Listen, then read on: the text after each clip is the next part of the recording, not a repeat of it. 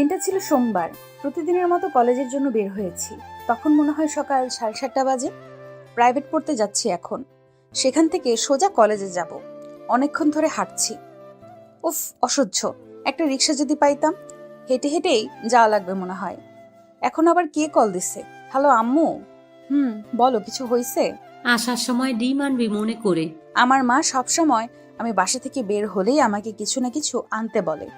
অবশ্য বলারই কথা, আমার কোনো ভাই বোন নেই। আব্বু থাকে বিদেশে, তাই আমাকেই আনতে হবে সব। দূর, আল্লাহ, আবার পড়ছি মনে হয়। চোখ খুলে দেখি না, পড়ি নাই। আমাকে কে যেন ধরে ফেলেছে। তাকায় দেখলাম একটা ছেলে। সুন্দর দেখতে, লম্বা চৌড়া একটা ছেলে, সানগ্লাস পরা। এ কি, কারের মধ্যে হেলান দিয়ে এক হাত দিয়ে আমাকে ধরে রেখেছে। এখন হুঁশ আসলো আমার। সাথে সাথে সিধা হয়ে দাঁড়ালাম। উনি আবার ফোন টিপা শুরু করলেন। এমন ভাব ধরছেন যেন কিছুই হয়নি। ফাইন, একটা ধন্যবাদ দিলাম রীতি অনুসারে। ধন্যবাদ। কোনো জবাব না পেয়ে ওখান থেকে সরে আবার হাঁটা ধরলাম। হঠাৎ একটা রিক্সা চালক আসলো, অথচ এতক্ষণ একটা রিক্সাও ছিল না। তাড়াতাড়ি করে উঠে পড়লাম। এত সব ভাবার সময় নেই। ক্লাসে বসে আছি বোর হয়ে। আজকে নাকি আমাদের কলেজ দেখার জন্য কে জানি আসবে। পুরো কলেজ ফিটফাট। যাই হোক, ইন্টারেস্ট নিয়ে তাকায় আছি। কই, কেউ তো আসলো না। হুর, আমি যাই, চটপটি খাই আসি। গেটের সাথে চটপটির দোকান। খাইতেছি হাপুস হুপুস করে। হঠাৎ দেখলাম স্যাররা সবাই দাঁড়িয়ে কারা যেন সালাম দিচ্ছে। মনে হয় ওই লোকটা এসে গেছে। চটপটি রেখে দৌড় মারলাম কোনো দিকে না তাকিয়ে। এরপর ক্লাসে এসে উকি মারতেই লোকটাকে চেনা চেনা লাগলো। কই দেখছি, ও হ্যাঁ, উনি তো সকালে সেই সুদর্শন ছেলেটা। খেয়াল করলাম উনি আমার দিকে তাকিয়ে আছেন। আমাকে দেখে মুচকি হাসলেন তিনি। আমি তো মূর্তিমান হয়ে লুকিয়ে পড়লাম। এরপরে পেছনে তাকিয়ে দেখি আমার পেছনে অনেক মেয়ে আছে। মনে হয় ওদের দিকে তাকিয়ে হাসছিল। উনি স্যারের সাথে অনেক কথা বললেন। তারপর আমাদের ক্লাসে এসে সব দেখে কারে করে চলে গেলেন আবার। এত বড় ছেলে, সাথে করে 2টা বডিগার্ড নিয়ে হাঁটেন। কিছুক্ষণ পর স্যার ক্লাসে আসলো। আমি বই নিলাম পড়ার জন্য। স্যার জিজ্ঞেস করলেন, তাহা তাবাসসুমকে? আমি তাই উঠে দাঁড়িয়ে বললাম, আমি। তুমি পিছনে বসো কেন? সামনে চলে আসো। কি বিপদ? সামনে বসলে তো ফ্রেন্ডদের সাথে কথাও বলতে পারবো না। এখন থেকে সামনের সিটে বসবা। এই সিটটা তোমার জন্য বুকড। আপদ। ছুটি হলো 3টার সময়। আমি সেই আবার দাঁড়িয়ে আছি রিক্সার জন্য। প্রতিদিন 30 টাকা দিয়েই যাই। একটা রিক্সা চালক এসে বললেন, যাবেন আপু? আমি বললাম, যাব। এই জায়গাতে কত? 5 টাকা। আপনি শিওর 5 টাকা? আপনার জন্য 5 টাকা আপু। আমি অবাক হয়ে গেলাম। ঠিক আছে, চলেন। বাসার সামনে এসে রিক্সা থামলো।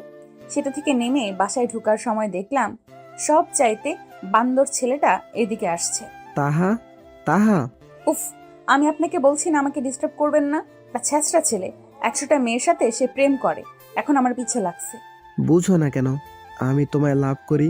আর একদিন আমাকে ডিস্টার্ব করলে তো সব দাঁত ভেঙে দিব। যা, ভাগ এখান থেকে।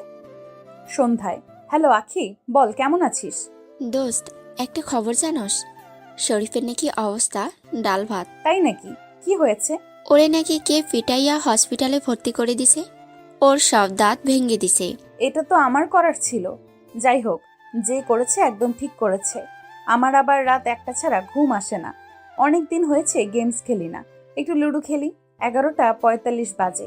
হঠাৎ ফোনে একটা অপরিচিত নাম্বার থেকে মেসেজ আসলো। এত রাত পর্যন্ত জেগে থাকিও না, ঘুমিয়ে পড়ো। আবার কাল গেমস খেলো, ফ্যানের ভলিউম কমাও, ঠান্ডা লেগে যাবে। Good night dear, I love you so much. ও আল্লাহ, আমি গেমস খেলতেছি জানলো কিভাবে? ফ্যানের কথাও জানলো কিভাবে? রহস্য উন্মোচন করতে ওই নাম্বারে কল দিলাম 5 বার, ধরলো না। আমার কি? আমি গেমস খেলি। 1:30-এ ঘুমিয়ে গেলাম। ঘুমের সঙ্গে আর পারলাম না। পরের দিন সকালে ঘুম থেকে উঠে দেখলাম 6টা বাজে। সে সময় কি না ফোনে রিং হচ্ছে। উফ, এত সকালে আবার কে? হ্যালো, কে? শুভ সকাল। তো কি করব, মুড়ি খাও। ফোন অফ করে ঘুমিয়ে গেলাম। কি বলছি নিজেও জানি না। সকাল 8টায় বাসা থেকে বের হতে যেয়ে দরজা খুলে দেখি একটা ফুলের তোড়া আর একটা লেটার। খুলে দেখি চিঠিতে লেখা আছে, ডিয়ার, এই ফুলের তোড়াটা পুরা গন্ধরাজ ফুলের, যা তোমার ভীষণ প্রিয় একটি ফুল। গন্ধরাজের বাগান থেকে আমি নিজের হাতে কালেক্ট করছি ফুলগুলা, সব তোমার। আর কাল রাতে তোমায় গেমস বেশি না খেলে ঘুমাতে বলছিলাম না, শোনো নাই? সকালে ফোন দিছিলাম, কেটে দিছো।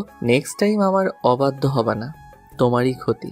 এটা পড়ে মাথা চরক গাছ করে পুরো বাসা তন্ন তন্ন করে খুঁজছি, কোনো সিসি ক্যামেরা তো পেলাম না। তাহলে সব খবর রাখি কিভাবে? কলেজে আসার পর আমি আর রাখি ক্যাম্পাসে হাঁটতেছি। সকালের বিষয়টা নিয়ে আলাপ করলাম কিছু। হঠাৎ আমি পড়ে গেলাম মাটিতে, হাতেও ব্যথা পাইছি। প্রিয়া বলল, তুই জানোস না আমার সামনে কেউ হাঁটার সাহস রাখে না? তোর সাহস হয় কেমনে আমার সামনে দিয়ে হাঁটার? তাই বলে তুই ওরে ধাক্কা দিবি? আখি, চামচাগিরি করবি না, নইলে তরেও ফালামো। বাদ দে আখি, আমরা যাই। বাসায় আসলাম ছুটি হওয়ার পরে। এসে দেখলাম আম্মু কোমরে হাত দিয়ে আমাকে দেখে যাচ্ছে। কি হলো?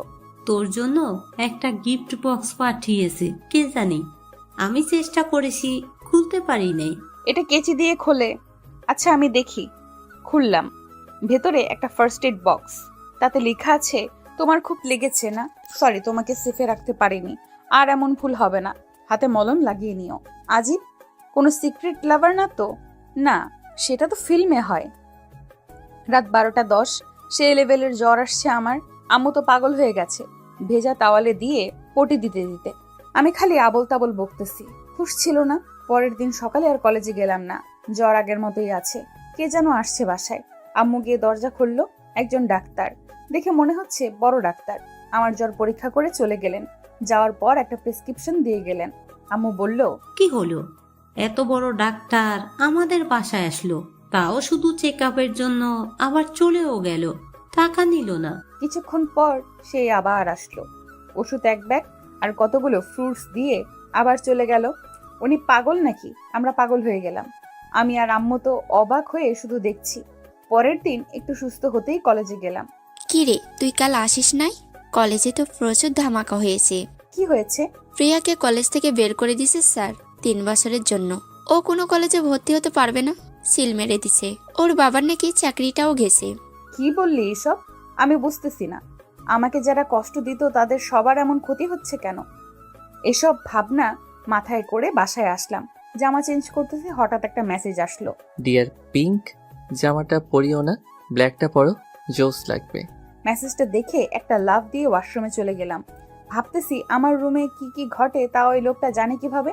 বিকেলে মন ভালো করতে আমি আখিদের বাসায় গিয়েছিলাম। দুজনেই দৌড়াদৌড়ি করতেছি।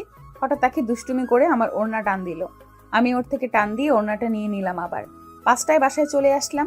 আরো কিছুক্ষণ গল্প করে আখির আম্মু কল আসলো। আমি বাসায় ঢোকার সাথে সাথে, হ্যালো আন্টি, কি হয়েছে? তাহা, তুমি যাওয়ার পরেই আখি ছাদে গেছিল। ওখান থেকে নামার সময় ওর মনে হলো কেউ ওকে ধাক্কা দিয়েছে, পড়ে গিয়ে হাত ভেঙে ফেলেছে। আমরা এখন হসপিটালে। আমি তো পুরাই অবাক। এসব কি করে হলো? মাথায় হাত দিয়ে আবার রুমে আসলাম। বিছানায় একটা লেটার পড়ে আছে। চিঠিতে লেখা আছে, ডিয়ার, তোমার ওড়না ধরার অধিকার শুধু আমার, আর কেউ তা করার সাহস দেখালে তার হাতটা আমি ভেঙে দিব। তোমার বেস্ট ফ্রেন্ড, তাই জাস্ট হাতটা ভাঙছি। অন্য কেউ হলে হাত কেটে গলায় ঝুলিয়ে দিতাম। কি করব কিছু বুঝতেছি না। কি হচ্ছে এসব আমার সাথে? কে লোকটা? পরের দিন সকালে, তাহা উঠ, দেখ। কি হয়েছে? মা আমাকে আসতে বলে চলে গেছেন। আমি তার পিছু পিছু সোফার রুমে গিয়ে দেখি পুরো রুম ভর্তি গিফট। কালো পোশাক পরা কতগুলো লোক একের পর এক আরো আনতেছে। হঠাৎ একটা কার আসলো। আমাদের বাসার গেটের সামনে দাঁড়ালো সেটা। সেখান থেকে সেদিনের সেই ছেলেটা নামলো। ছেলেটা আসতেছে এই দিকেই। আমাকে দেখে চোখ মারলো। একই সাথে দেখি আমার মামাও আসছে। তাহা, তুমি আরেক রুমে যাও। ঠিক আছে। ভাইয়া, উনি কে? আর এত সব গিফট কেন আনছে? ও হচ্ছে আমার ছোটবেলার ফ্রেন্ড সানভি চৌধুরীর একমাত্র ছেলে সৌরভ চৌধুরী। সানভি আমাকে ফোন করে বলেছে ও তোর মেয়েকে তাদের বাড়ির বউ করতে চায়। ওনারা কই থাকে? সৌরভের আম্মু আব্বু দুজনেই আমেরিকাতে থাকে। তো আমার মেয়েকে দেখলো কিভাবে? আন্টি, আমি এখানে আমার অফিসের কাজে বাংলাদেশের ক্লায়েন্টের সাথে ডিল করার জন্য আসছিলাম। সেই সূত্রে আমি তাহাকে দেখে পছন্দ করে ফেলি। আমি তাহার আব্বুর সাথে কথা বলে দেখব। ওর নানুরও মতামত দরকার। অবশ্যই। সব লুকিয়ে শুনছি। উনি এগুলো কি বলে? আমাকে তো শুধু 2 দিন দেখেছে, এতেই পছন্দ করছে। আম্মু ভেতরের রুমে এসে আব্বুকে কল দিল। সব বলল আব্বুকে। ভালোই তো সম্বন্ধ আসছে, কিন্তু আমাদের মেয়ে এখনো ছোট।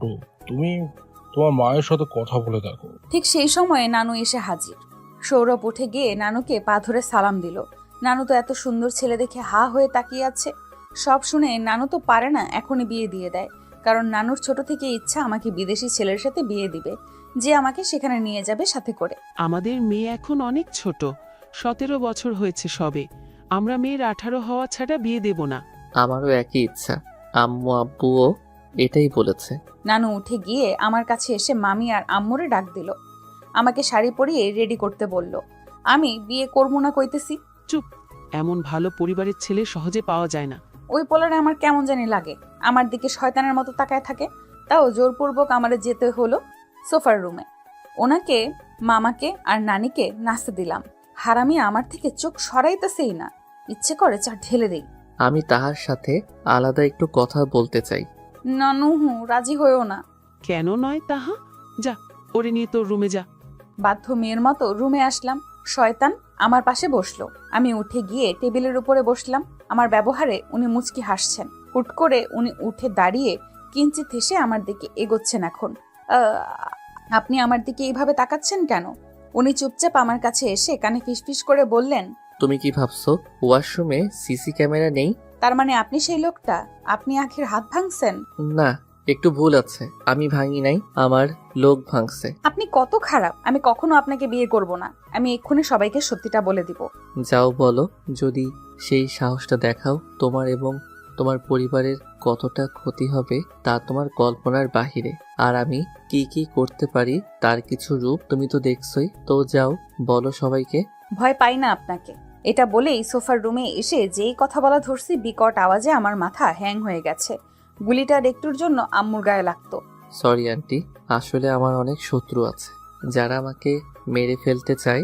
বাট ইউ ডোন্ট ওয়ারি, আমার বডিগার্ড আছে আমার সেফটির জন্য। তারা মনে করছে আপনাদের উঠানে কোনো একজন ফলো করছে আমাদের, তাই শুট করলো। এই বলে লোকটা আমার দিকে তাকিয়ে চোখ মারলেন।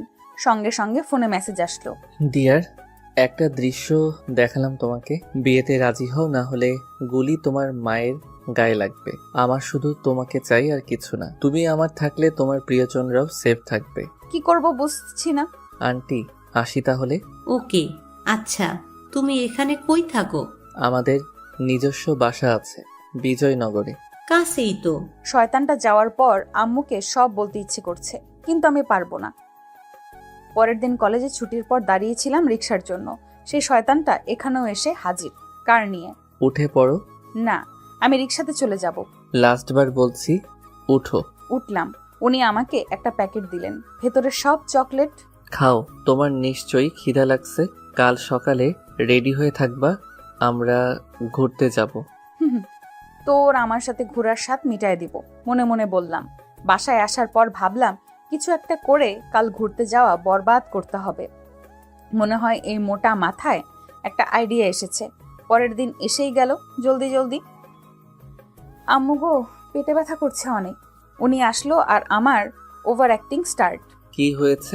পেট ব্যথা করে, মনে হয় ঘুরতে যেতে পারবো না। তোমার চাইতে 100 গুণ চালাক আমি। আমাকে বোকা পাইছো? আচ্ছা চলো ডাক্তারের কাছে যাই। না, আমি এমনিতেই ভালো হয়ে যাব।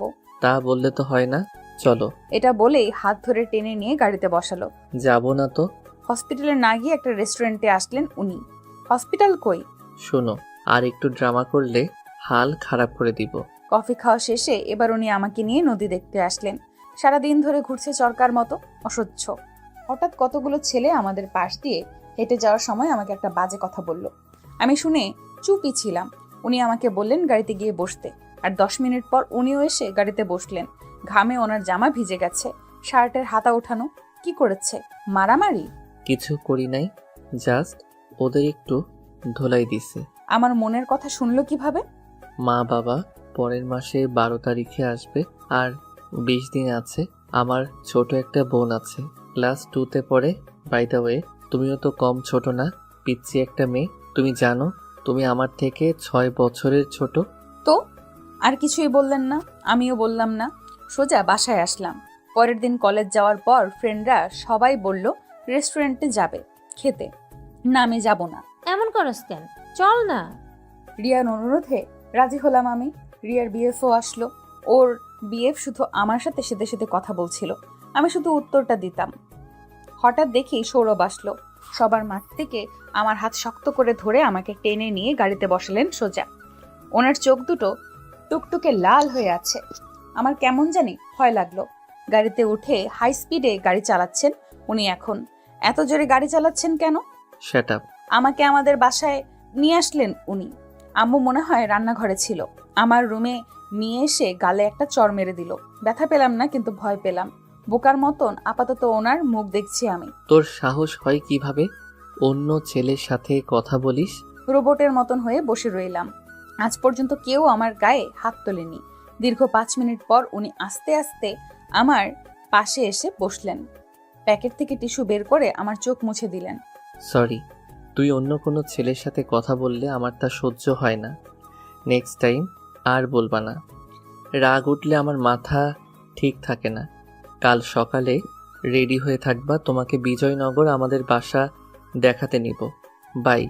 এটা বলে কপালে একটা চুমু দিয়ে চলে গেলেন। পরের দিন ভোর হতেই আমি তৈরি হয়ে আম্মুকে বললাম আমি আমার একটা ফ্রেন্ডের বাসায় যাইতেছি। কোন ফ্রেন্ড? ওই তো নিহা। এটা বলেই দৌড় দিলাম। নিহাদের বাসায় না গিয়ে সোজা নানুর বাসায় আসলাম। জীবনে কল্পনাও করতে পারবে না আমি যে এখানে আসছি। আরে সৌরভ, নানুর কথায় পেছনে তাকাতেই আমি টাসকি খেলাম। ও এখানে আসলো কিভাবে?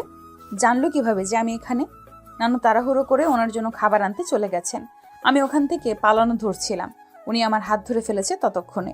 আজকে আমার বাসায় যাওয়ার প্ল্যান চপাট করার শাস্তি তুমি পাবা। দুপুরে খাওয়া শেষে আমাকে ওনার কারে উঠতে হলো বাধ্য হয়েই। আজ কপালে শনির দশা আছে। ওনার সাথে বিজয়নগরে আসলাম ওনাদের বাসায়। এ যেন এক রাজপ্রাসাদ। উনি আমার হাত ধরে সবকিছু দেখাচ্ছেন। দেখলাম উনি ওয়েটারদের রুম থেকে চলে যেতে বললেন। ভয় লাগছে হঠাৎ। ওখান থেকে যেই দৌড় দিমু তারও উপায় নেই। শক্ত করে হাত ধরে রাখছে শয়তানটা। হঠাৎ এক টান দিয়ে আমাকে দেওয়ালের সাথে ঠেকিয়ে ধরলেন। হাত ছাড়ুন আমার। একদম আমাকে টাচ করার চেষ্টা করবেন না বলে দিলাম। ভুল করার সময় মনে ছিল না? আর এমন হবে না, ছেড়ে দিন প্লিজ। ভুল তো হয়ে গেছে, শাস্তি তো পেতেই হবে।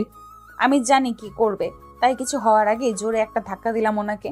আপনার সাহস হয় কিভাবে আমাকে কিস করার চেষ্টা করার? তুমি আমার হবু বউ, তোমাকে কিস করতে পারমিশন লাগবে নাকি? আর তোমার দোষেই আমি এই কাজ করতে যাচ্ছিলাম।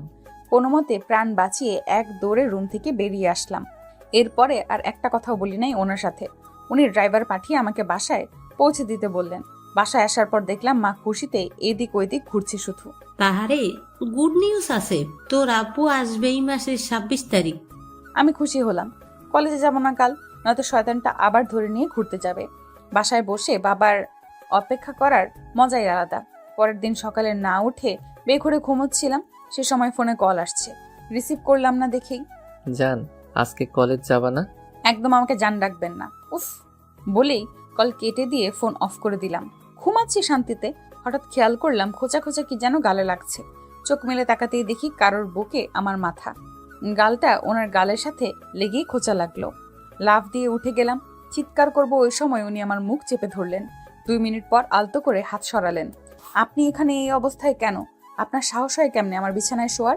আম্মু কই? শাশুড়ি মা তোমার শাশুড়ির সাথে কথা বলেছে ফোনে। যান বের হন আমার রুম থেকে। আন্টি, কি হয়েছে? দেখেন না, আপনার মেয়ে আমাকে রুম থেকে বের হতে বলছে। তাহা, এটা কেমন বেয়াদবি? সুন্দর করে কথা বলতে পারোস না? সরি বল। তুমি তো জানো না ওই লোকটা কেন বের হতে বললাম। সরি, শান্তিতে নিজের রুমেও থাকতে পারবো না। আন্টি, হাত দিন আপনার। কেন?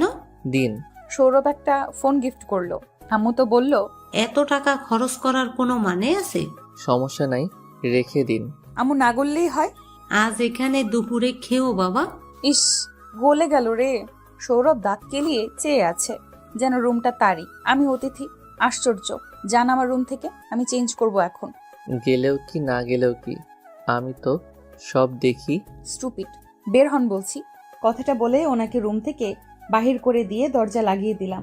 কি জ্বালা রে বাবা। আম্মু রান্না করে, আমাকে ডেকে বললেন পরিবেশন করতে। হিহি, এমন ঝাল নুন দিছি না, আজকে বাপ বাপ করে পালাবে। সৌরভ খাবারটা 1 চামচ মুখে দিয়েই বুঝেছে যে আমি খাবারের 12টা বাজিয়ে দিয়েছি। খাও চান্দু, খাও। আন্টি, বেসিনটা কই? তাহা, যা সৌরভকে বেসিনের কাছে নিয়ে যা। আসেন। বেসিনে যেতেই এক টান দিয়ে চেপে ধরলো উনি আমাকে। ছাড়ুন, শুরুতেই বলছি, তা না হলে আমি কিন্তু চিৎকার করব। সৌরভ ছালে হাঁপাচ্ছে। চিৎকার করো। আর কইতে পারলাম না।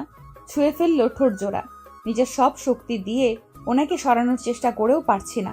এমন লম্বা চৌড়া পোলার সাথে শক্তির জোরে পারা যাবে না, যা বুঝলাম। তাহা, সৌরভ, তোমরা কোথায়? আম্মুর ডাকে শয়তানটা ছাড়লো আমাকে। স্ট্যাচু হয়ে আছে আমি এখনো। পরের বার এমন শয়তানি করলে কি হবে বুঝছো নিশ্চয়। উনি বেশি থাকলেন না, চলে গেলেন তখনই। কাল আব্বু আসবে। বাসায় নানা আয়োজন, আর ডিস্টার্বের জন্য শয়তানটা তো আছেই। সকাল থেকে ওড়না দিয়ে টানাটানি করে। আমার আর একটু শক্তি থাকলে মেরে আলু ভর্তা বানিয়ে দিতাম। কিছু করতেও ভয় লাগে। দুপুর 2:32। আব্বু আসছে তখন। আমি আব্বুকে জড়িয়ে ধরবো, ওই সময়ে শয়তানটা কোথা থেকে দৌড়ে এসে হাজির। শ্বশুর মশাই। আব্বু তো অবাক হয়ে দাঁড়িয়ে আছে। সৌরভের এমন ব্যবহারে আম্মুও অবাক। সৌরভ গিয়ে আব্বুকে পা ধরে সালাম দিল আর বলল, আসার সময় কোনো প্রবলেম হয় নাই তো? ড্রাইভার কই? এটা বলে উনি গিয়ে ড্রাইভারকে টাকা দিলেন। গাড়িটা তোমার? জি, আপনাকে রিসিভ করার জন্য পাঠাইছি আমি। আব্বু আম্মুকে ফিসফিস করে বলছে, ছেলে তো ছবির থেকেও সুন্দর, কচু সুন্দর, একটা বানরের মতো লাগে। সবাই বিকেলের নাস্তা শেষে কথা বলছে বিয়ের অ্যারেঞ্জমেন্ট নিয়ে। আমার জন্মদিন এই মাসের 18 তারিখ। 25 তারিখে গায়ে হলুদ। পালায় যে যাব তারও উপায় নেই। রাস্তাঘাটে সব ওনার লোক। হ্যালো, কিরে রেশমি, ভালো আছিস? হ্যাঁ আম্মা, ভালো আছি। তুমি কিছু বলবে? তোর খালাতো বোন টিয়া তো আমেরিকাতে থাকে। ওরে বলে সৌরভের পরিবারের খবর নিচ্ছি। ছেলে নাকি ওখানের বড় ব্যবসায়ীদের মধ্যে একজন, আর ওনাদের বাসায় টিয়া গিয়ে সব দেখে আসছে। যাক, আলহামদুলিল্লাহ। আম্মু, আমি এত তাড়াতাড়ি বিয়ে করতে চাই না। দেখ, এমন ভালো ছেলে পাওয়া যায় না সহজে। সৌরভ তোকে সুখে রাখবে।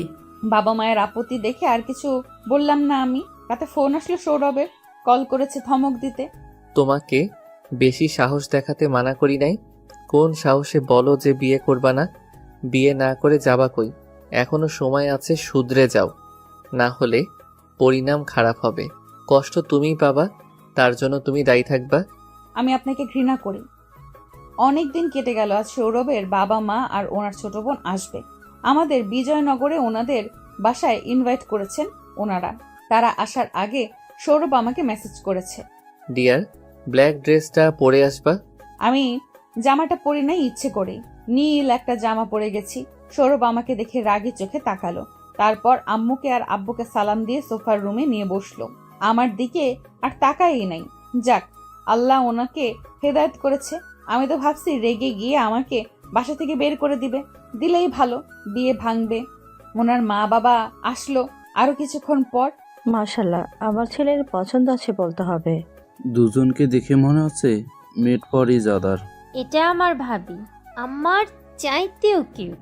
সবাই ওনার কথায় হাসা শুরু করলো। আম্মু আব্বু সৌরভের আব্বু আম্মুর সাথে কথা বলায় ব্যস্ত এখন। সৌরভের বোন আমার কাছে এসে বলল, ভাবি চলো হাঁটি। ওকে। দুজনেই হাঁটতেছি, তখন সৌরভ আসলো এদিকে। জিসা যাও, তোমাকে মা ডাকছে। আমিও কেটে পড়েছিলাম জিসার সাথে সাথে। ঠিক সেই সময়ে উনি আমার হাত ধরে টেনে নিজের রুমে নিয়ে গেল। আমার কথার অবাধ্য হতে মানা করি নাই? কথা কানে যায় না? তুমি দেখতেছি আচ্ছা একরোখা মেয়ে। এই টাইপের বদ স্বভাব ঠিক করতে আমার একদিনও লাগে না। আর তুমি তো। আপনার কথায় চলতে হবে কেন? আমি আপনাকে ভয় পাই না। আমার উপরে নিজের জোর দেখাবেন না। হ্যাঁ, দেখাবো না, কারণ আজকের পর থেকে আমি তোমাকে অর্ডার করা লাগবে না, তুমি নিজেই সব করবা। এটা বলেই আমাকে ধাক্কা দিয়ে বিছানায় ফেলে দিলেন উনি। ভাবলাম কি না কি করবে। উনি সোজা ওয়াশরুম থেকে এক বালতি এনে আমার হাত ধরে আবার দাঁড় করিয়ে পানি ঢালেন একেবারে আমার মাথার উপর। এরপর আমার হাত ধরে সোফার রুমে নিয়ে আসলেন উনি। কি সৌরভ, তাহার এই অবস্থা কেন? এমন ভিজেছে কিভাবে? আমাদের বাসার পাশে যে সুইমিং পুলটা আছে, তাহা ওটাতে পড়ে গেছিল। ও তো সাঁতার জানে না, তাই আমি ওকে তুললাম। দেখো, আমিও ভিজে গেছি। এত কিছু হয়ে গেল, তাহা তুমি ঠিক আছো? জি আন্টি। তোমার তো জামা চেঞ্জ করতে হবে, আসো আমার সাথে। সৌরভের আম্মু রুমে এসে একটা শাড়ি নিয়ে বললেন, এই নাও, এটা আমার শাড়ি, পরে নাও। কোনো মতে পরে নিচে নামলাম। শয়তানটা হা করে তাকায় আছে। ভেজা চুলে কি সুন্দর লাগছে ওকে, চোখ ফিরাতে পারছি না তো। চুপচাপ সবার সাথে এসে সোফায় বসলাম আমি। শয়তানটা সরাসরি আমার দিকে তাকিয়ে আছে, নির্লজ্জ কোথাকার। সন্ধ্যায় উনি আমাদেরকে বাসায় পৌঁছে দিয়ে এরপর নিজের বাসায় চলে গেলেন। মা, যতদিন না বিয়ে হচ্ছে তুমি তাহাকে বলবা না যে আমরা ওরে আগে থেকে চিনি। এখন বললে সমস্যা? আমি ওকে বিয়ের দিন সারপ্রাইজ দিব। তোদের যখন প্রথম দেখা হয়েছিল তখন তাহা টুতে পড়তো, ওর কি তখন কার কথা আদৌ মনে আছে? আমার বিশ্বাস ওর সবকিছু মনে আছে। সে কল্পনাও করতে পারবে না আমি তাকে কতটা ভালোবাসি। হাচ্ছু, আল্লাহ গো, মরে গেলাম মনে হয়। শয়তানটার জন্য আমার এখন এই অবস্থা। নাক মুছতে গিয়ে হঠাৎ দেখি সৌরভের পুরো পরিবার এসে হাজির। তোমার এমন অবস্থা হলো কিভাবে? সব আপনার ছেলের জন্য, মনে মনে বললাম। জানি না। আসলে মা, তাহা কাল যে পানিতে পড়ে গেছিল তাই মনে হয়। আমাকে এক বালতি পানি দিয়ে চুবাইছিলা, ওই কারণে। আমাকে দেখা শেষে সবাই সোফার রুমে চলে গেল, শুধু শয়তানটা বাদে। কি হলো যান রুম থেকে। আমার একে তো সর্দি, তার উপরে মুখ দিয়ে শ্বাসও নিতে পারছি না। অনেক কষ্ট হচ্ছিল, চোখ দিয়ে পানি বেয়ে বেয়ে পড়ছে ওনার এরকম লুক দেখে। হঠাৎ কি বুঝে গেলেন উনি, কাশতে কাশতে অজ্ঞান হওয়ার মতো অবস্থা হয়ে গেছে আমার। সরি, আমি ভুলে গেছিলাম তোমার যে সর্দি। আমার তাকানো দেখেই তোমার এমন হয় কেন? আমার কষ্টটা আপনি কখনো বোঝেন নাই, বুঝবেনও না। ও তাই? এটা বলেই উনি আমার টেবিলের ড্রয়ারে কি যেন খোঁজা শুরু করলো। ব্লেড নিল একটা, তারপর আমার দিকে তাকিয়ে নিজের হাতে কয়েকটা টান দিয়ে ফেলে বললেন, আশা করি এখন তোমার কষ্টটা বুঝছি। আপনি কি পাগল? এটা বলে ওনাকে ধরে বিছানায় বসিয়ে হাতে ব্যান্ডেজ করে দিলাম। আমি এক পাগল, আমার কপালে জুটেছে আরেক পাগল। আমি জানি তুমি আমায় ভালোবাসো, মনে মনেই বলল সৌরভ। সবাই আমাদের বিয়ে নিয়ে কথা বলছে বাহিরে। দাঁড়াও, একটা কথা বলে আসি। আমার একটা কথা ছিল। হ্যাঁ বলো বাবা। বিয়ের সবকিছু যদি ঢাকায় হয় কেমন হয়? ওখানকার সবকিছুই মোটামুটি ভালো। এটা তো আমার ইচ্ছে ছিল যে ঢাকায় আমার বিয়ে হবে। উনি জানলো কিভাবে? তাহলে তো ভালোই হয়, দুই পরিবার একসাথে থাকবে। জুনের 21 তারিখ এঙ্গেজমেন্ট। আমরা ঢাকায় চলে এলাম সবাই। সৌরভ বিরাট একটা হোটেল বুক করেছে, আমরা সবাই এখন ওই হোটেলে। আজ আমার জন্মদিন, কিন্তু সবাই এমন ঠান্ডা কেন সেটাই বুঝছি না। আমার জন্মদিন ভুলে গেছে নাকি? শয়তানটাও তো এখনো উইশ করেনি। কচু ম্যাম, এটা আপনার। একটা গাউন, কিন্তু কে পাঠালো? ভেতরে দেখি একটা লেটার। ডিয়ার, জামাটা পরে বিকালে হোটেলের সামনে আসিও, সাথে আমার শ্বশুর শাশুড়িকেও আনবা। ও, ওই শয়তানটার কাজ তাহলে। আমি বিকেলে রেডি হয়ে হোটেলের সামনে গেলাম। সৌরভ আমাদের নিয়ে একটা পার্টি সেন্টারে আসলো। বিরাট একটা হল, চারদিকে আমার ক্যান্ডিড ছবি সব। আমার ছোটবেলা থেকে এখন পর্যন্ত সব ছবি দেখে মনে হচ্ছে আমার চারপাশে ওনার লোক ছিল আর খালি আমার পিক তুলেছে। কিন্তু উনি তো বললো আমাকে ইদানিং দেখছে। হায় রে, এত মানুষ কেন? এমন জানলে আরেকটু সাজুগুজু করতাম। এই পোলা আমার মনের খবর জানলো কেমনে? হঠাৎ সৌরভ আমার হাত ধরে হলের মাঝখানেই দাঁড় করালো। বিরাট একটা কেক আনা হলো, চকলেট কেক। শুভ জন্মদিন। ধন্যবাদ দিলাম ওনাকে। সবাই আমাকে বার্থডে উইশ করলো। কেক কাটলাম। আব্বু আম্মু, ওনার আব্বু আম্মুকে, নানুকে, জিসাকে কেক খাওয়ালাম, সৌরভকেও খাওয়ালাম। আচ্ছা একটা কথা বলেন, আমার এত পুরনো ছবি পাইলেন কই? টপ সিক্রেট, বিয়ের দিন জানতে পারবা। ঢং। যাই হোক, অনেক ভালো কাটছে দিনটা। রাত তখন 10টা বাজে। উনি আমাকে মেসেজ দিলেন, ডিয়ার আমার রুমে আসো। আমি মেসেজ দিলাম, না আসবো না, এত রাতে গেলে লোকে কি ভাববে। আর একবার বলো, আসবা না? আসতেছি। ফোন রেখে সোজা ওনার রুমে গেলাম। লাইট অফ ছিল। কই আপনি? কেউ একজন আমার হাত ধরলো টান দিয়ে, তারপর বারান্দায় নিয়ে গেল। সেখানে মোমবাতি জ্বলছিল, একটা ছোট্ট কেক রাখা, পুরো চকলেট কেক। এই কেকগুলো আমি লাইক করি, কিন্তু মুখে লেগে যায়, ওটা বিরক্তিকর লাগে। কেক কাটো। আমি চুপচাপ কেক কেটে ওনাকে খাইয়ে দিতে লাগলাম। খেলো না। আমারও এত শখ নাই সেদে খাওয়ানোর। কেকটা এত মজা ছিল যে পুরোটা নিয়ে খেয়ে ফেলেছি। এত টেস্ট ছিল, লোভ সামলাতে পারিনি। কি হলো, আপনি খান না কেন? এখন খাবো। এটা বলেই আমার গালে লেগে থাকা চকলেটগুলো খেয়ে নিল আঙুল দিয়ে নিয়ে। এক ধাক্কা দিলাম ওনাকে। ছি, এগুলো কেউ খায়? আমার তো দেখেই বমি পাচ্ছে। ওনার সাথে কথা বলায় ব্যস্ত ছিলাম। কিছুক্ষণ পর হঠাৎ দেখলাম আমার ওড়নাতে আগুন লেগে গেছে মোমবাতি থেকে। ওনার গায়ে যাতে না লাগে ওনাকে জোরে ধাক্কা দিয়ে সরিয়ে দিলাম আমি। কি হলো? এটা বলেই সৌরভ খেয়াল করলো তাহার ওড়নাতেই আগুন লেগেছে, তাই আগে সে ওকে ঠেলা দিয়েছে। সৌরভ তাড়াতাড়ি করে ওর ওড়নাটা টান দিয়ে ফেলে দিল নিচে। তাহা খুব ভয় পেয়ে গেছে। আমার জন্য এমন হয়েছে, আজ যদি ওর কিছু হয়ে যেত। ওর চোখে মুখে ভয় দেখে ওকে শক্ত করে জড়িয়ে ধরলাম। হাত পুড়ে গেছে কিছুটা, ওনাকে বলবো না, না হলে ব্যথা ফিল করার জন্য নিজের হাত পুড়বে এবার। নাও আমার শার্টটা পরে নাও, তোমাকে রুমে দিয়ে আসি, চলো। পরের দিন সকালে আমরা দুজন পরিবারের সকলের নাস্তা একসাথে বসে করতেছি। সৌরভ আমার সাথে বসলো, আমি হাত ওড়না দিয়ে ঢেকে রেখেছি, না হলে দেখে ফেলবে। শয়তানটা পা দিয়ে খালি খোঁচা মারছে, এর ভেতরে খাবার কি ঝাল, পানি পানি। সৌরভ পানি এগিয়ে দিল। ওয়েটার। জি স্যার। আমি তোমাদের মানা করি নাই খাবারে বেশি ঝাল দিবা না, আমি আলাদা টাকা দেই নাই এর জন্য। আর এমন হবে না স্যার। আমার আম্মু আব্বু আর সৌরভের আব্বু আম্মু সবাই মিলে গল্প করছে কাল আমাদের এঙ্গেজমেন্ট নিয়ে। সৌরভ আমার হাত ধরে ওনার রুমে নিয়ে এলেন। কি হয়েছে? একটা থাপ্পড় দিব আমার থেকে কথা লুকানোর জন্য। কি লুকাইছি? কাল যে হাত পুড়ছো আমাকে বলো নাই কেন? না, ভাবলাম। শাট আপ, আর একটা কথাও বলবা না। এই বলে উনি হাতে মলম লাগিয়ে দিলেন। এঙ্গেজমেন্টের সব কিছু রেডি। সৌরভ আমার হাত ধরে আংটি পরিয়ে দিল। এটা তো সেই আংটিটা যেটা আমি ওই দিন পছন্দ করেছিলাম। উনি জানলো কিভাবে? আমি তো বলি নাই। শেষে আমিও ওনাকে আংটি পরিয়ে দিলাম। আমি একটা বড় লেহেঙ্গা পরেছি আজ, জাম কালারের। আমি বুঝি না আমার মনের সব খবর উনি রাখে কিভাবে। সৌরভ আমার দিকেই তাকিয়ে আছে। উনিও একটা জাম কালারের শেরওয়ানি পরেছেন, সিনেমার নায়কের মতো লাগে। আমার খালাতো বোনরা তো ওনাকে পাগল করে দিছে রীতিমতো। বেশ ধুমধাম করেই অনুষ্ঠান শেষ হলো। পরের দিন বিকালে কেউ আমার রুমের দরজা ধাক্কাচ্ছিল। আমি ভাবলাম নানু হতে পারে, কিন্তু জানতাম না নানু বাথরুমে ছিল। গিয়ে দরজা খুললাম। ম্যাম, সৌরভ স্যার এই মিল্ক শেকটা আপনার জন্য পাঠিয়েছি। ওয়েটারের হাত থেকে মিল্ক শেকটা নিয়ে খেয়ে নিলাম আমি। মজারই ছিল। পরের দিন আমি সকাল থেকে বমি করতে করতে আমি শেষই হয়ে যাচ্ছিলাম। সৌরভ তো পাগল হয়ে যাওয়ার পথে। ডাক্তার 3টা এনে হাজির করেছে। ডাক্তার জানালেন আমার ফুড পয়জনিং হয়েছে। এই হোটেলকে যদি আমি ভেঙে না দিছি, কি বিষ মিশাইছেন? আমার ওয়াইফ এতটা অসুস্থ হয়ে পড়েছে। স্যার বিশ্বাস করুন, আমরা সম্পূর্ণ হাইজেনিক খাবার আপনাদের পরিবেশন করেছি। তাহলে ও কি গিয়ে বাহিরের খাবার খেয়েছে? তাহা তুমি কাল কি কি খেয়েছো? অনুষ্ঠানে যেগুলো আপনারা খেলেন আমিও তাই খেলাম। ওগুলা তো আমরা সবাই খেয়েছি। আর কি খাইছো? বিকালে কি কিছু খাইছো? আপনি আমার জন্য মিল্কশেক পাঠিয়েছেন, ওটা খাইছি। তারপরে আর কিছু খাইনি। Milk shake? কিন্তু ওটা আমি তো পাঠাই নাই। ওয়েটার বলল আপনি পাঠিয়েছেন। সিসি ক্যামেরার ফুটেজ চাই এখনই। স্যার আসেন আমাদের সাথে। এই তো আপনাদের হোটেলের ওয়েটার তাহাকে মিল্ক শেক দিচ্ছে। এটা আমাদের হোটেলের ওয়েটার না।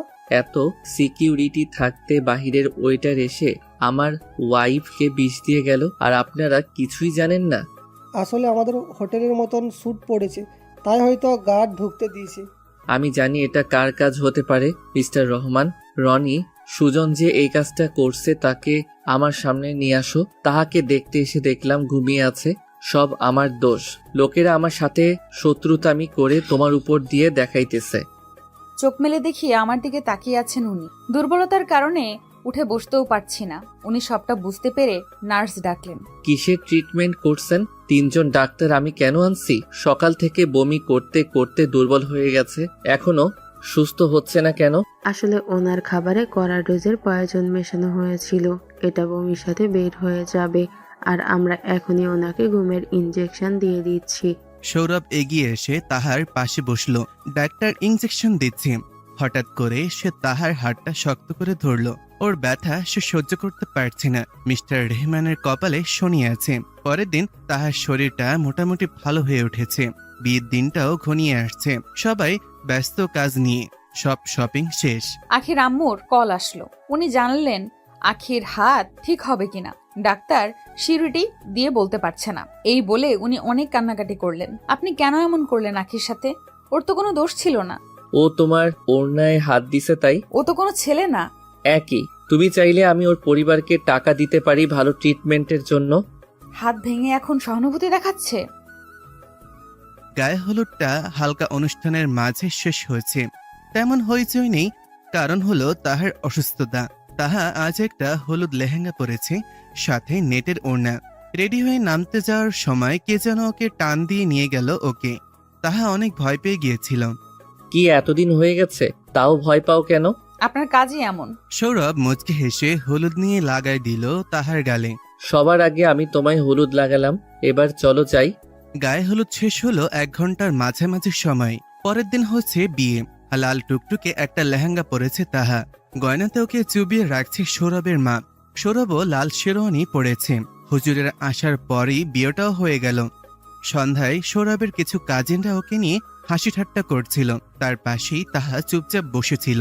সৌরভ ওকে কানে ফিসফিস করে বলল, যাক, অবশেষে মিস তাহাকে মিসেস সৌরভ করলাম।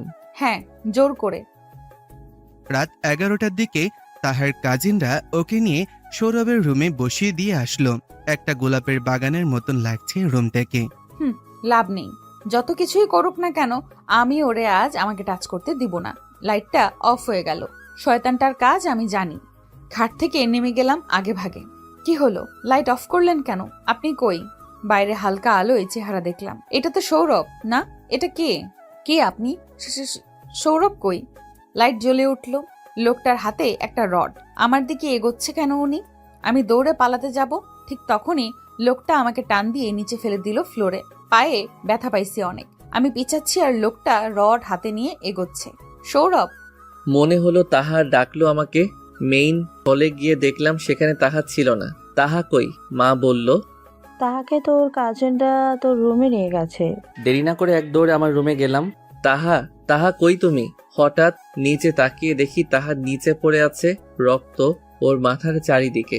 আমি বসে ওকে বুকে টেনে নিলাম। তাহা, কি হলো তোমার? কথা বলো। আহা তাহা, তাহা, সুজন, জলদি এসো। সুজন ছুটে আসলো। তাহার এমন অবস্থা দেখেই সুজন ফোন নিয়ে অ্যাম্বুলেন্স কল করলো। 10 মিনিটের ভেতর অ্যাম্বুলেন্সও চলে আসলো। আমার মাথা কাজ করছে না, কি থেকে কি হয়ে গেল? তাহা, কথা বলো। তাহাকে আইসিইউতে নিয়ে গেল ডাক্তার নার্সরা মিলে। সৌরভকে ঢুকতে দিল না। সৌরভ নিচে বসে পড়েছে। কি করব আমি তাহার কিছু হয়ে গেলে? ওই দিনের ঘটনার পর ওকে একা কেন ছাড়লাম আমি? একজন ডাক্তার বের হলো। সৌরভ উঠে দাঁড়িয়ে বলল, প্লিজ বলেন, ও এখন কেমন আছে? অবস্থা ভালো না, ওনাকে শক্ত কিছু দিয়ে আঘাত করা হয়েছে। আমরা আমাদের সর্বোচ্চ চেষ্টা করেছি। আমি চেষ্টা শুনতে চাই না, আমি ওকে সুস্থ দেখতে চাই। ভুলে যাবেন না, ও আমার স্ত্রী। যত টাকা লাগে আমি দিব, শুধু আমার তাহাকে সুস্থ করে দিন। যে এই কাজ করেছে তাকে আমি এত কষ্ট দিব যে সে নিজের নামই ভুলে যাবে। আমাকে আজকের সবগুলা সিসি ফুটেজ দেখাও সুজন। স্যার দেখুন, একটা লোক আপনার রুমে ঢুকছে। চেহারা চেনা চেনা লাগে। আরে এটা তো মিস্টার রহমান। আমি জানতাম এটা ওরই কাজ। ছাড়বো না ওকে। হ্যালো রিয়াজ, তুই ইমিডিয়েটলি কেসটা হ্যান্ডেল কর। রিমান্ড আমি নিজে নিব। আমার তাহাকে কষ্ট দিছে সে, আমি নিজের হাতে ওর চামড়া উঠাবো। পরের দিন তাহার অবস্থা আরো খারাপের দিকে যাচ্ছে। সৌরভ গিয়ে ওর হাতটা ধরল, কেঁদে কেঁদে বলল, তাহা, আমি তোমার সৌরজগৎ। মনে আছে তোমার? আমাদের একই দিনে অ্যাক্সিডেন্ট হয়েছিল 10 বছর আগে। আমার পাশের সিটে তুমি অ্যাডমিট হয়েছিলে। আমি তোমাকে দেখিয়ে দেখিয়ে পানি খাইছি, খাবার খাইছি, তোমাকে দেই নাই, কারণ ডাক্তার মানা করছিল। তুমি ভালো হয়ে আমাকে পুরো হসপিটালে দৌড়ানি দিছিলা। তোমার আগেই আমার ছুটি হয়ে গেছিল, আমি তাই তোমার আগেই চলে গেছিলাম। আমরা হসপিটালে কত কথা বলছিলাম, মনে আছে তোমার? সেদিনের পরের দিনই আমরা ঢাকায় চলে আসি, পরের সপ্তাহে আমেরিকাতে চলে আসি। কিন্তু আমি তোমাকে ভুলতে পারিনি। আমি বাবাকে বলে তোমার জন্য 2জন আলাদা বডিগার্ড রেখে গিয়েছিলাম, তোমাকে সেফ রাখার জন্য, তোমার খবর আমাকে দেওয়ার জন্য। কিন্তু দেখো, আজ আমি তোমার পাশে, তাও তোমার এত বড় ক্ষতি হয়ে গেল। হ্যালো সৌরভ, তোর শিকার এখন আমার কাছেই। আমি আসছি। সকাল 10:45। রিমান্ড রুমে মিস্টার রেহমানকে হাত পা বেঁধে দাঁড় করিয়ে রেখেছে পুলিশ। তোর সাহস তো কম না, আমাকে গরম রড এনে দেওয়ার ব্যবস্থা করো। আমার তাহার ক্ষতি করছস, তুই জানোস না এরপরে তোর কি হাল হবে। তুই আমার ভাইকে এমন মেরেছিস, সে কমাতে। তুই কি ভাবছিস আমি তোকে ছেড়ে দেব? জানি এখন তুই আমাকে মেরে ফেলবি, কিন্তু আমি তো তোর ক্ষতি অলরেডি করে ফেলেছি। তুই তোর তাহারে 100টা ডাক্তার দিয়েও বাঁচাতে পারবি না। আমি সব ডিটেলস নিয়েছি। 1 বছর আগেও পড়ে গিয়ে মাথা ফাটাইছে, সব জায়গায় মেরেছি। সৌরভের বুকের ভেতর মোচড় দিয়ে উঠল। ওই দিন তাহা বাথরুমে অজ্ঞান হয়ে গিয়েছিল, তারপর মাথা ফাটছে ওর। মিস্টার রহমান, যা করলি ভালো করলি না, তোরে আমি মেরে ফেলবো, দেখিস। এটা বলেই সৌরভ ইচ্ছে মতন মারল ওকে। গরম পানি ওর গায়ে ঢেলে দিল শেষে। তাও রাগ কমছে না ওর। ছুরি আনো এবার। আজ তোর হাত দিয়ে আমার তাহাকে মারছিস না, ছুরি দিয়ে নখ উপড়ে ফেলবো তোর। ঠিক সেই সময় তাহার আম্মুর ফোন আসলো। উনি জানালেন তাহার জ্ঞান ফিরেছে। সৌরভ তাড়াতাড়ি করে ওখান থেকে চলে আসলো। রিয়াজকে বলল ওরে পিটাতে। সৌরভ তাহার পাশে এসে বসলো। তাহা এক দৃষ্টিতে ওর দিকে তাকিয়ে আছে।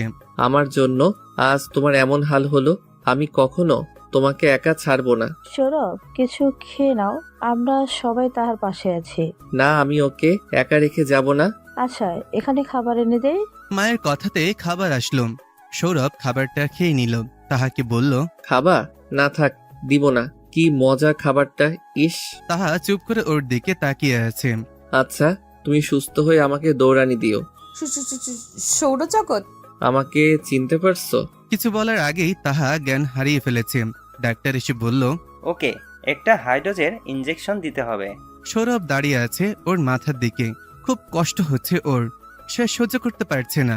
পকেট থেকে ফোন নিয়ে রিয়াজকে কল করে বলল, তুই আমার হাতে ওই পশুটাকে দিয়ে আমি ওরে খুন করব।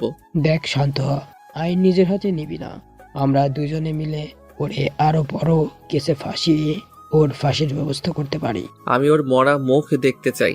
তাহার আম্মু আব্বুর অবস্থা খুব খারাপ। একটা মাত্র মেয়ে তাদের, তাও এই হাল। সৌরভ গিয়ে ওনাদের দুজনের সামনে হাঁটু গেড়ে বসলো। আমায় মাফ করবেন, এসব আমার জন্য হয়েছে। আমাকে আপনারা মাফ করে দিন। আমার জীবন থাকতে আমি তাহার আর কোনো ক্ষতি হতে দিব না, কথা দিলাম। তারা চুপ হয়ে সৌরভের দিকে তাকিয়ে কান্না করছে শুধু। সারাদিনে তাহার আর জ্ঞান ফিরে নেই। ডাক্তার বলল, তাহার কিছুদিন আগে মাথায় চোট পাওয়ার কারণে আর ওকে সেই জায়গাতে আঘাত করা হয়েছে বলে সুস্থ হতে সময় লাগছে। ভাগ্য ভালো আর একটুর জন্য মগজে লাগেনি, না হলে স্মৃতি হারিয়ে যাওয়ার সম্ভাবনা ছিল। যে করেই হোক আমার তাহাকে সুস্থ করে দিন। সৌরভের গার্ডরা হাতে খাবার নিয়ে দাঁড়িয়ে আছে। সৌরভ ধমক দিয়ে বলল, আমি বলছি না তোমাদের যে আমি খাবো না, কথা কানে যায় না। আমার তাহা 2 দিন ধরে কিছু খাই নাই, আমি খাবো কিভাবে? ডাক্তার, ওর জ্ঞান ফিরছে না কেন? ওনাকে আমরা ঘুমের ইনজেকশন দিয়েছি, 16 ঘন্টা ছাড়া জ্ঞান ফিরবে না। সৌরভ, তাহা সুস্থ হলেই আমেরিকা চলে যাব, এখানে আর থাকা সেভ হবে না। তাহার দিকে তাকিয়ে আছি শুধু।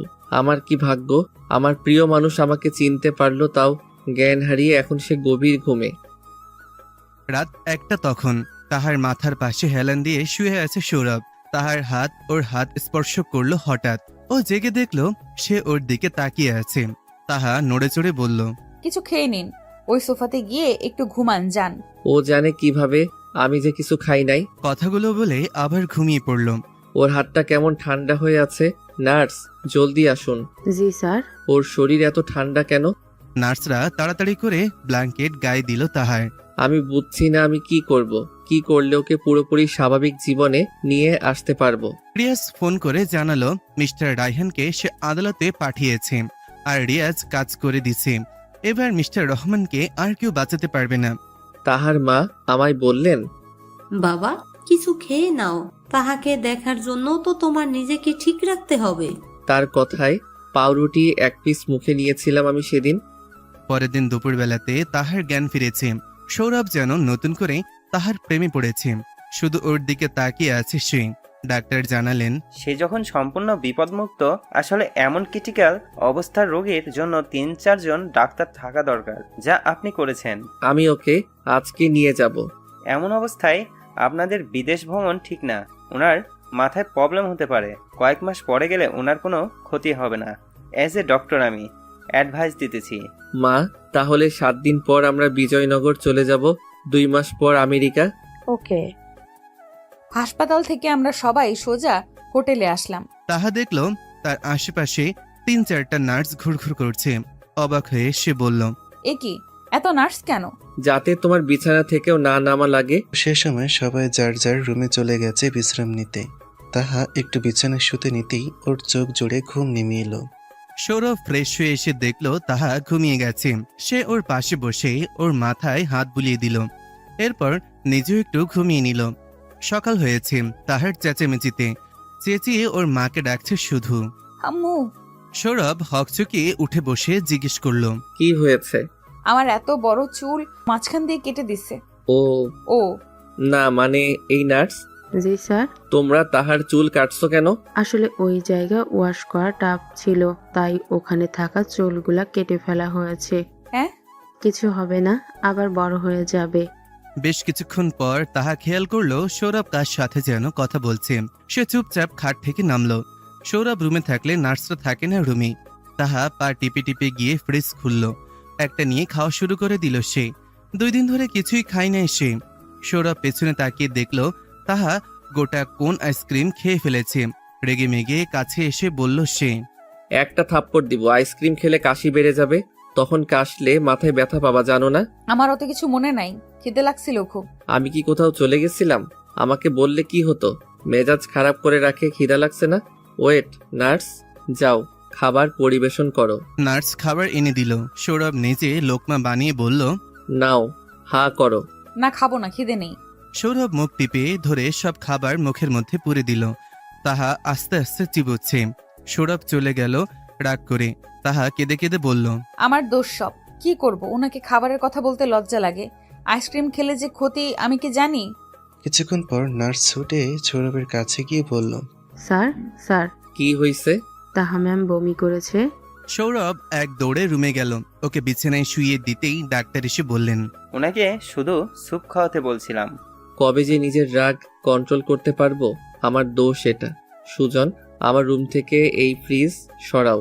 তাহা ওর দিকে ভয় ভয় চোখে তাকিয়ে আছে। কি? কিছু না। সরি। আচ্ছা, আমার ফোন কই জানেন? এই নেন, গ্যালারিরে তো মার্কেট বানায় রাখছো। আপনার কি? আপনি আমার ফোন চেক করছেন কেন? তুমি আমার বউ, আমি চেক করতেই পারি। সে সময় জিছা তাহাকে দেখতে আসে। ওর সাথে বসে বসে গল্প করছে এখন তাহা। সৌরভ এসে বলল, জিসা, যা তোর রুমে যা, পড়া নাই। জিসা মুখটা বাঁকিয়ে চলে গেল। আবার তাহা তাড়াতাড়ি করে কাঁথা টেনে মুড়ি দিয়ে শুয়ে পড়ল। লুকিয়ে লাভ নাই, আমার যেদিন ইচ্ছা হবে সেদিনই ভালোবাসবো। এখন ভয় পাইও না, এখন কিছু করব না, সুস্থ হও। সৌরভ মুচকি হেসে তাহার পাশে শুয়ে ওকে জড়িয়ে ধরল। এই ছাড়ুন, আমাকে কেউ ধরলে আমার ঘুম আসে না। পরের দিন সৌরভ ঘুম থেকে ওঠার আগেই উঠে পড়ল। বাচ্চাদের মতন ঘুমাচ্ছে তাহা। ওর চোখে আলো পড়েছে বলে সে পর্দা টেনে দিল। তাহা ঘুম থেকে আরো পরে উঠেছিল। ঘড়িতে চোখ রেখে চমকে গেল সে। সকাল 10টা বাজে। এতক্ষণ ঘুমালো সে? তোমাকে ঘুমের ওষুধ দিছে তাই? নাস্তা আসার পর থেকে তাহা ইচ্ছে মতন খাচ্ছে। খুব খিদা লেগেছিল ওর। সৌরভ বসে বসে ওর খাওয়া দেখছে। তাহা আবারও বলল আনতে। ওর পেট ভরে নাই। এত হাসির কি আছে? ওকে, খাবো না। ওকে সরি। নার্স, যাও আরো আনো। না, খাবো না। খাবা না। নার্স, যা বলেছি করুন। আমি হল রুম থেকে আসতেছি, আমার ক্লায়েন্টরা আসছে। তাহার রুম থেকে নড়বা না, আপনারা সবাই ওর দিকে খেয়াল রাখবেন। টাটা। তাহা ঠিক করলো গেমস খেলবে। গেম খেলতে খেলতেই ঘুমিয়ে পড়ল সে। সন্ধ্যা 6টা বাজে। ঘুম ভেঙে গেল ওর। চোখ মেলে তাকে দেখলো সৌরভ ওকে জড়িয়ে ধরে আছে। ওর গায়ে এক অন্যরকম গন্ধ। উনি তো ঘুমিয়ে আছে। জোরে জোরে সুবাসটা নিলাম ওনার গায়ের। অন্যরকম ফিলিংস, নেশার মতো লাগছে। বাথরুমে গিয়ে গোসল করার জন্য গায়ে পানি দিতেই এ কি, আমি এখন কি করব? মাথায় তো ব্যান্ডেজ, পুরো ভিজে গেল। তাহা, কই তুমি? না মানে দরজা খুলো। না না না না না। দরজা ভেঙে ফেলবো। তাহা ভয়ে ভয়ে দরজা খুলল। দরজা খুলতে দেরি কেন? এ কি, তোমার সারা গায়ে পানি, মাথায় ঢালো নাই তো? হ্যাঁ। ইচ্ছা করছে তোমাকে মেরে আবার তোমার মাথা ফাটিয়ে দেই। আম্মু। চুপ, যাও জামা চেঞ্জ করে নাও। আগে ব্যান্ডেজ চেঞ্জ করতে হবে, সেলাইয়ের জায়গায় পানি না গেলেই ভালো। সৌরভের কথায় ডাক্তার আসলো, ব্যান্ডেজে বদলে দিল। সৌরভ বলল আজকে ওরা বিজয়নগর যাবে, ওখানে বৌভাতের অনুষ্ঠান হবে। ওর কথা মতন রাতে সবাই বিজয়নগর এসে পৌঁছালো। তাহার আম্মু আব্বু বাসায় চলে গেছে। আগামীকাল বৌভাত হবে, সব প্রস্তুতি হয়ে রয়েছে। রুমে এসে সৌরভ মুচকি হেসে তাহাকে দেখছিল। তাহা কপাল কুচকে বলল, আপনি আমার দিকে তাকিয়ে অমন করে হাসছেন কেন? আর আমার দিকে এগোচ্ছেন কেন? কতদিন হলো? কি দেখাচ্ছি। তাহা ভয় পেয়ে আগে ভাগে খামচি দিল। কি হলো? এত বড় নখ কাটো না কেন? সরেন, আমি ঘুমাবো। এটা বলেই হাঁটা ধরলো তোহা। সৌরভ এক টানে ওকে জড়িয়ে ধরলো হঠাৎ, তারপর ফিসফিস করে বলল, তুমি এত আনরোমান্টিক কেন? আমি ঘুমাবো ব্যাস। রাত 2টার দিকে সৌরভ খেয়াল করলো তাহা ওকে শক্ত করে জড়িয়ে ধরে আছে। অত সহজে ধরার মতন মেয়ে তো তাহা না। শীত লাগছে নাকি ওর? গায়ে হাত দিয়ে দেখলো প্রচন্ড জ্বর। তাহা উঠো। তাহা, কি? নাও এই ওষুধটা খাও। কেন? তোমার জ্বর তাই। সকালে তাড়াতাড়ি ঘুম থেকে উঠলো তাহা। সৌরভ ঘুমাচ্ছে। তাহা বারান্দায় গিয়ে দাঁড়ালো। কত বড় বাড়ি, অথচ এই বাড়ির সামনে নিয়ে কতবার ঢাকা গিয়েছিল সে। জানতই না যে এটা হবে তার শ্বশুর বাড়ি। ভাবতে ভাবতে নিচের বাগানে গেল সে। শিউলি ফুল গাছ দেখে নিচে ঘাসের উপর বসে সে ফুল কুড়াচ্ছিল। হঠাৎ খেয়াল করলো গায়ে পেছন থেকে চাদর দিল সৌরভ। কখন উঠলেন? তোমার আগেই দেখলাম কি কি করো। মালা আরেকটা বানালাম, নেন এটা আপনার। পরিয়ে দাও। বাবারে কত লম্বা, নাগাল পামু কেমনে? অনেক কষ্টে পরিয়ে দিল। রুমে গিয়ে ফ্রেশ হয়ে নাও, মেহমান আসা শুরু করবে। কি পরমু তাই ভেবে ওনার রুমে এসে আলমারি খুললাম। ও মা, এত শাড়ি লেহেঙ্গাও আছে তো, কি পরবো তাও বুঝছি না। লেহেঙ্গা পরো, ব্ল্যাক যেটা আছে ওটা। অমান্য করলে আজ তোমার কপালে দুঃখ আছে। 10টার পরে পার্লার থেকে কয়েকজন এসে তাহাকে সাজিয়ে দিল। আম্মু আব্বু ও আসলো। এক এক করে সব আত্মীয় স্বজনও আসা শুরু হয়ে গেছে। তাহা খুব বেশি খুশি তাদের দেখে। সৌরভ সম্পূর্ণ বাসায় 20-30টা বডিগার্ড রেখেছে। তাহার পেছন পেছন 2টা ঘুরছে। আহা, সবাই বিরিয়ানি খাচ্ছে আর আমি বসে বসে স্যুপ খাচ্ছি, কি কপাল। সন্ধ্যায় তাহা আর সৌরভের আম্মু আব্বু ওদের সাথে বাসায় আসলো। তাহার রুম সাজানো হয়েছে। সৌরভ মিটমিট করে হাসতে হাসতে রুমে এসে দেখলো তাহা ঘুমে কাতর। এত জেদ উঠলো ওর, তাও কিছু বলল না। পরের দিন সকালে তাহা ওকে ঘুম থেকে তুলে বলল, এই নেন আপনার গ্রিন টি। সৌরভ হাত থেকে নিয়ে ফেলে দিল। এমন করলেন কেন? আমার ইচ্ছা, যাও এখান থেকে। প্রায় 2 দিন হয়ে গেল। এই 2 দিন সৌরভ তাহার সাথে খুব বাজে ব্যবহার করেছে। 2 দিন হতেই তাহা শ্বশুরবাড়ি আসলো সৌরভের সাথে। সারাদিন সৌরভ তাহার সামনেও আসেনি। বিকেলে সৌরভ রুমে আসলো। তাহা ঘুমোচ্ছে। ওর কাছে গেল সে। এই কদিনে অনেক খারাপ ব্যবহার করেছে সে, এই ভেবে তাহার কপালে চুমু এঁকে দিল। তাহা জেগে গিয়ে বিছানা থেকে নেমে রুম থেকে চলে গেল জিসার রুমে। সেখানে গিয়ে জিসার সাথে শুয়ে পড়ল সে। রাত 9টায় ঘুম ভাঙতেই টের পেল প্রচন্ড মাথা ধরেছে। চা খাওয়া দরকার। আমি তো জিসার রুমে ছিলাম, এখন দেখি শয়তানটার রুমে। কিভাবে এলাম? এই নেন চা। না। খাও। আচ্ছা, মাথা ধরছে, দেরি না করে খেয়ে নিলাম, না হলে খেতাম না। কাল আমার কিছু বন্ধুরা আসবে ঢাকা থেকে, একটা পার্টি দিব। পরের দিন সৌরভের ফ্রেন্ড আসার পর থেকে পার্টি চলছে, জোরে জোরে মিউজিক চলছে। উফ, মাথা ধরছে। ঠান্ডা কিছু খেলে ভালো লাগতো। ওনার কিছু মেয়ে বন্ধুও আছে, ওরা দেখি খাচ্ছে। আপু এগুলো কি? কোকো কলা। তাহলে আমাকে একটা দিন। কিন্তু ম্যাম। দিন বলছি। সৌরভ বন্ধুদের সাথে কথা বলায় বিজি। তাহা পুরোটা খেয়ে ফেলল। কেমন জানি লাগলো ওর কাছে। ওরে ভাবালো ভালোই, আরেক গ্লাস খাওয়া উচিত। এমন করে 3 গ্লাস খেয়ে নিল।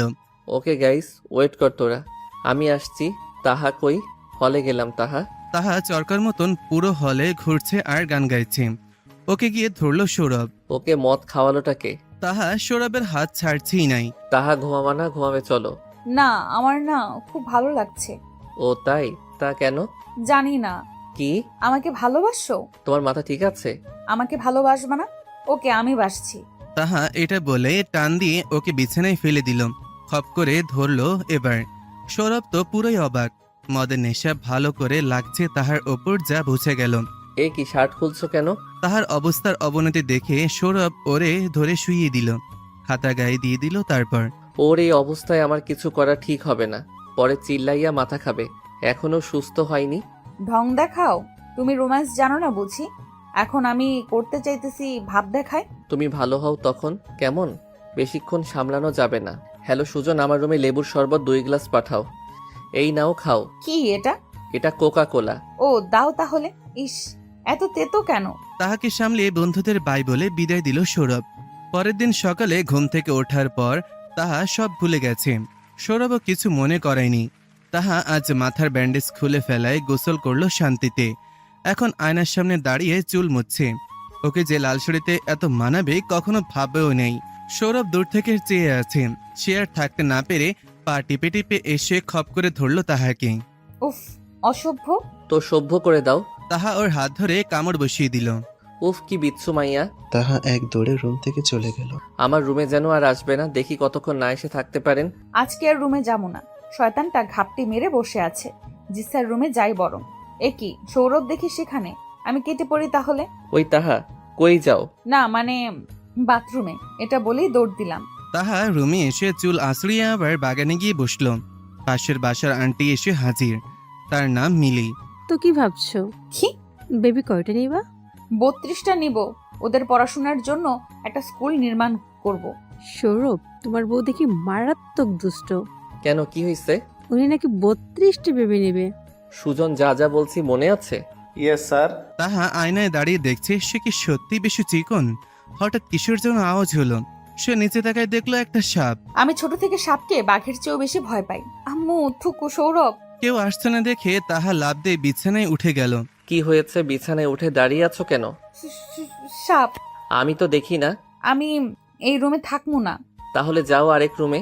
বিছানা থেকে নামতে ভয় লাগে, আমাকে কোলে তুলুন। শিওর? হ্যাঁ। সৌরভ ওকে কোলে তুলে নিল।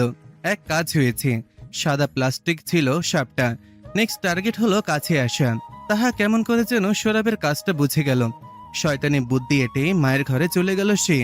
আসবো? আরে তাহা যে, আসো ভিতরে আসো। আম্মু, আপনার ছেলে শুধু আমাকে দিয়ে কাজ করায়, আমাকে রুম থেকে বের করে দেয়, আমাকে খেতে দেয় না, আমাকে ঝাল খাওয়ার পানি খেতে দেয় না। মনে মনে বললাম, আজ শয়তানটা মজা বুঝবে। সৌরভ, এদিকে এত। হ্যাঁ বলো মা, কি হয়েছে? তুই তাহাকে এত চালাস কেন? তুই ওরে রুম থেকে বের হতে বলিস, ওরে দিয়ে কাজ করাস। সৌরভ তাহার দিকে একবার তাকিয়ে বলল, আর করব না, এখন যাই, কাজ আছে কিছু। এরপর থেকে আর কিছু করার সাহস পাবে না। আম্মু রুম থেকে বের হওয়ার সাথে সাথে সৌরভ ওর মুখ চেপে ধরে রুমে নিয়ে এসে দরজা লক করে দিল ভেতর থেকে। আমি বিচার দেই নাই, সিরিয়াসলি। আম্মু তো দেখে, তাই না? আমি তোমাকে দিয়ে কাজ করাই? ওকে আসো আমার পা টিপো। না, শখ কত। বেশি কথা কইলে 32টা বেবির মা হবার কাজ সহজ করে দিব। এই তো পা টিপতেছি। 2 বছর পর সৌরভ হাসপাতালের বাইরে দাঁড়িয়ে আছে, তাহা ভেতরে। আমার তাহা মা হতে চলেছে আর আমি বাবা, সবাই টেনশনে আছে। আমরা আপাতত আমেরিকাতে। 2 বছরে তাহাকে নিয়ে আমার কত কাঠখড় যে পুড়াইতে হয়েছিল। একটা মেয়েই বটে, শেষে জোর করতে হয়েছিল। সে কি কান্না! 1 মাস ধরে খালি কান্না করে আমার মাথা খাইছে। এবার বাবু আইসা বাকিটা খাইব। এই 2 বছরে আল্লাহর রহমতে আমাদের বড় কোনো বিপদ হয়নি। কিভাবে কেটে গেল বুঝতেই পারিনি। আমেরিকা তোকে আনতে সে কি কষ্ট, গড়িয়ে গড়িয়ে কান্না করছে। ওর মা বাবা ছাড়া আসবে না। পরে ওনাদেরও নিয়ে আসি। তারপর ম্যাডাম ঠান্ডা হন। হসপিটালে যাওয়ার আগে আমার হাত ধরে বলেছে সে আমায় ভালোবাসে। বিয়ের পরে এই প্রথম ওর মুখ থেকে কথাটা শুনলাম, আর বলল আমি বাঁচতে চাই। এত তাড়াতাড়ি সবাইকে ছেড়ে যেতে চাই না। কিছুক্ষণ পর ডাক্তার আসলো।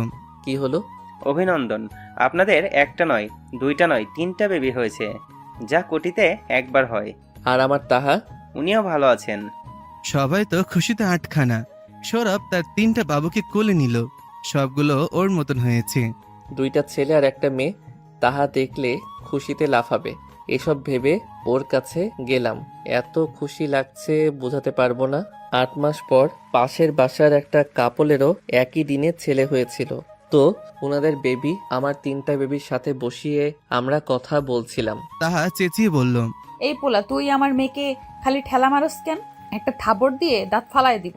What are you saying? তোর মুন্ডু। প্রেস্টিজ পানিতে ডুবালতা? ও ঠিক আছে, কিছু না ম্যাম। এই তুমি দেখো না, আমার মেয়েকে টাচ করছিল। তো কিস তো করে নাই? কি? কিস করলে একদম ঠোঁট কেটে দিব।